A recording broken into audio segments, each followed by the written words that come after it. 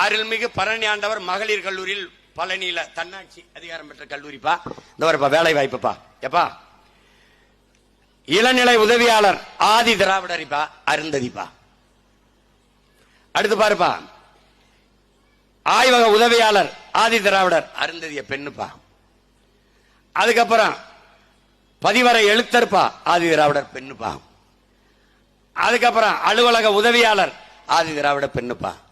எப்ப இங்க பாருப்பா, இங்க பாரு, ஒரே ஒரு இடம் தாப்பா இதுல ஆதி தமிழர் அந்த ஆதி திராவிடர் எசிப்பா. பறையருக்கு எனக்கு ஒரு இடம்பா, 4 இடம் அருந்ததி இருப்பா. 15 விழுக்காடு வச்சிருக்கிற நான் ஒரு இடத்துல இருக்கேன், 3 விழுக்காடு வச்சிருக்கிற அந்த மக்கள் 4 இடத்துல இருக்காங்க. அவங்களுக்கு போக இந்த பாருப்பா. அடுத்து வாப்பா, இங்க பாருப்பா. எப்பா திருவள்ளுவர் பல்கலைக்கழகத்துல பாருப்பா, ஒரு பிசிப்பா கெமிஸ்ட்ரி, ஒரு சுவாலஜிப்பா எஸ்சி அருந்ததி இருப்பா, ஒரு பயாலஜிப்பா பிசிப்பா பேக்வேர்டுப்பா.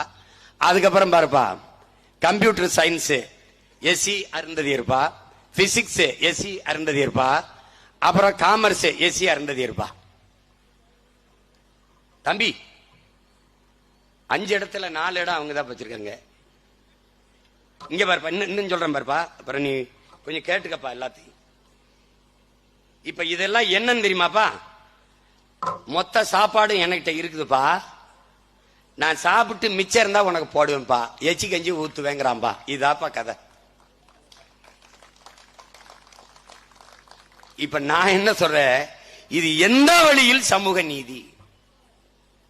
என்ன அருந்ததிய மக்களின் எண்ணிக்கை என்ன, அவங்களுக்கு உரியதை கொடு, ஆனா எனக்கு இருந்து கொடுக்காத, அங்கிருந்து வாங்கி கொடு. நான் என்ன சொல்றேன், அது எப்படி கொடுக்கிறது, எங்கிருந்து வரும், எப்படி?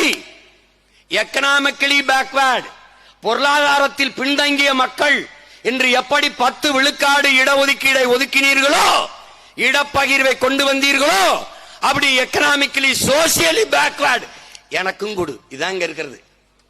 அப்ப அந்த 3 விழுக்காடை அங்கிருந்து கொடு, பொதுவில் இருந்து கொடு, என்னிடத்தில் இருந்து உள்ஒதுக்கீடு கொடுக்காத. இதுதான் உங்க பிள்ளைகளினுடைய நிலைப்பாடு, கோட்பாடு எல்லாம் விளங்கிருச்சுன்னு நினைக்கிறேன். நீ இதுக்கு மேல எதிரா இருக்கும் கதிரா இருக்கும்னா நீ என்ன வேணா நினைச்சுக்க. இதுதான் உண்மையான நிலை. நீ இப்ப என்ன செய்யணும், பொருளாதாரத்தில் எக்கனாமிக்கலி பேக்வர்டுக்கு எப்படி 10 விழுக்காடு கொண்டு வர முடிஞ்சதோ, பாட்டாளி மக்கள் அவர்களுக்கு எப்படி நீ 10.5 ஒதுக்க முடிஞ்சதோ, இஸ்லாமிய மக்களுக்கு எப்படி 3.5 கொடுக்க முடிஞ்சதோ, அதுபோல பாதிக்கப்பட்டு நிற்கிற பறையர், தேவேந்திரர், பழங்குடி மக்களுக்கு நீ என்ன பண்ணணும், இழந்த 3 விழுக்காடை திருப்பி கொண்டாந்து வைக்கணும். இதுதான் எங்க நிலைப்பாடு. புரிஞ்சிருச்சுன்னு நினைக்கிறேன்.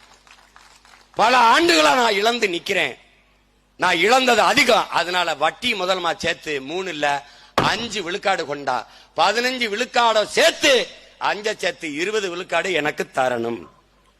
நான் கொஞ்ச நாள் தான் அப்படி கத்திக்கிட்டு இருப்பேன், அதுக்கப்புறம் நான் வந்தேன்னா கையெழுத்து போட்டு நிறைவேற்றுவேன். இவ்வளவுதான். விளங்கிருச்சா? புரிஞ்சிருச்சுன்னு நினைக்கிறேன். இதுதான் கதை தம்பி.